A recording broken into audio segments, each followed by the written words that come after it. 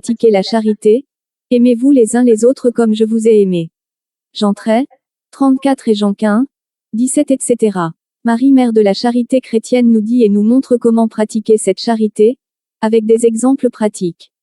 L'adoption des enfants nécessiteux et abandonnés, un service de charité qui visite les prisons et les hôpitaux. C'est pourquoi, je vous exhorte à être charitable envers votre prochain. Vous, mes bien-aimés, vous les enfants de Marie, mère de la charité chrétienne. Car sans charité, toute action que vous mènerez s'avérera inutile. Alors qu'au contraire, tout ce que vous ferez par charité sera remarqué de Dieu qui appréciera davantage l'amour qui vous a poussé à agir plutôt que l'action elle-même. Celui qui possédera une charité profonde ne recherchera plus rien pour lui-même car son seul désir sera de faire briller la gloire de Dieu. Celui qui est charitable ne s'attribuera rien du tout, il reportera tout à Dieu qui est source de vie. Message du mardi 5 décembre 2006.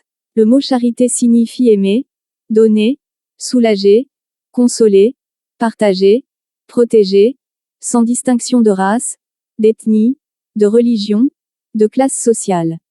Je suis venu sur votre continent en tant que Marie, mère de la charité chrétienne, et je souffre de voir que ce petit mot charité n'est pas encore compris de tous.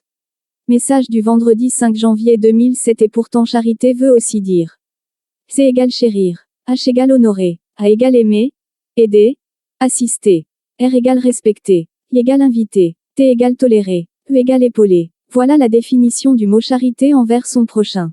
Message du mardi 29 mai 2007. Enfants, voici quelques leçons pour pratiquer la charité. Aller au chevet d'un malade, le réconforter par des paroles douces et rassurantes, prier avec lui s'il le peut. Donner de son temps pour celui qui est dans le besoin, lui prodiguer des conseils, le réconforter moralement. Ne pas chasser le mendiant qui vient frapper à la fenêtre de votre voiture mais lui tendre une pièce ou lui faire comprendre gentiment que vous n'avez rien. Partagez votre repas avec un indigent. Inviter à entrer, celui qui vient sonner à votre porte à l'heure du repas et l'installer à votre table. Aller rendre visite aux prisonniers abandonnés de tous. Descendre dans les quartiers précaires afin d'apporter le minimum vital à mes enfants démunis. Donnez vos vieux vêtements ou les vieux jouets de vos enfants à des orphelins. Tendre la main à votre ennemi. Message du vendredi 11 janvier 2008.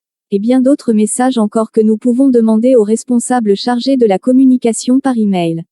enfantsmmcc1@gmail.com ou appeler au téléphone au secrétariat au 00 225 07 07 98 50 70.